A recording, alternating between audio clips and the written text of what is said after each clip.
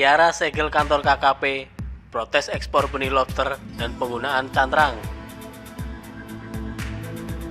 Dikutip dari kumparan.com, Koalisi Rakyat untuk Keadilan Perikanan Kiara melakukan aksi penyegelan kantor Kementerian Kelautan dan Perikanan KKP. Aksi ini merupakan sikap Kiara yang mempertanyakan kebijakan Menteri Kelautan dan Perikanan Edi Prabowo.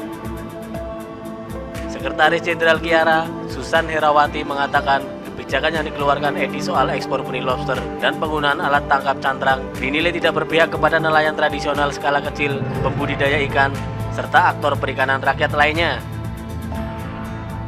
Penyegelan kantor KKP merupakan simbol perlawanan dan ketidakpercayaan masyarakat Bahari terhadap kebijakan yang dikeluarkan maupun yang akan dikeluarkan Menteri KKP Edi Prabowo, kata Susan dalam keterangan resmi yang diterima Kumparan Senin 13 Juli 2020. Kebijakan yang dimaksud adalah Permen KP nomor 12 tahun 2020 yang mengizinkan ekspor benih lobster ke luar negeri. Sedangkan kebijakan yang akan dikeluarkan adalah revisi Permen KP nomor 71 tahun 2016 yang akan mengizinkan kembali penggunaan alat tangkap merusak seperti cantrang di perairan Indonesia.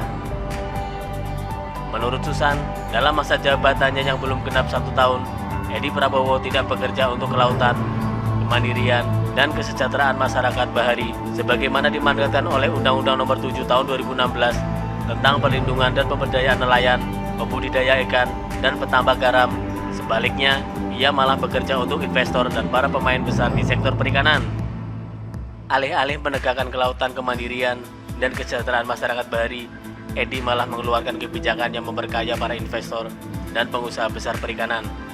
Hingga saat ini, kita tidak pernah tahu apa saja program dan capaian yang menjadi target KKP selama periode ini, tegas Susan.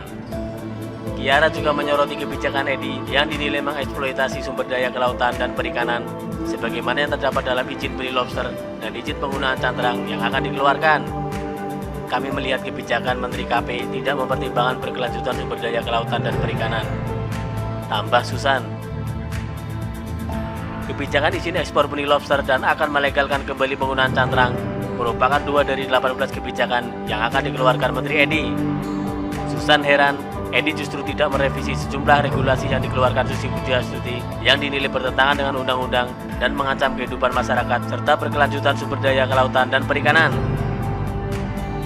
Di antara regulasi yang dikeluarkan Menteri KP periode 2014 sampai 2019 yang wajib direvisi adalah Permen KP nomor 3 tahun 2018 yang akan mengeksploitasi kawasan-kawasan inti konversi serta Permen 25 tahun 2019 yang mengizinkan reklamasi di seluruh pesisir Indonesia.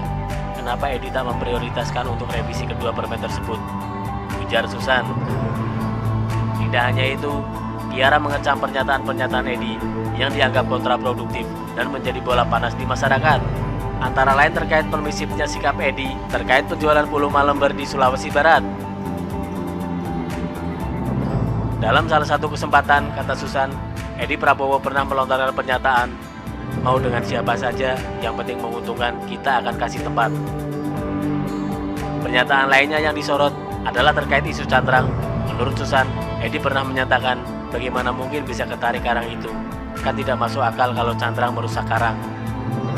Pernyataan-pernyataan semacam itu menunjukkan bahwa Edi Prabowo tidak memahami persoalan yang dihadapi oleh nelayan di lapangan, sekaligus tidak pernah membaca hasil-hasil riset yang pernah dipublikasikan. Masyarakat Bahari memiliki relasi yang intim dengan sumber daya kelautan dan perikanan. Ada tradisi dan budaya di dalamnya. Sayangnya ini tidak dipahami, ujar Susan. Jika Edi Prabowo tak bisa bekerja sebagaimana mandat konstitusi dan Undang-Undang Nomor 7 Tahun 2016, sebaiknya Edi mundur dari posisinya sebagai Menteri KP, biar nelayan dan perempuan nelayan saja yang memimpin KKP, ujarnya.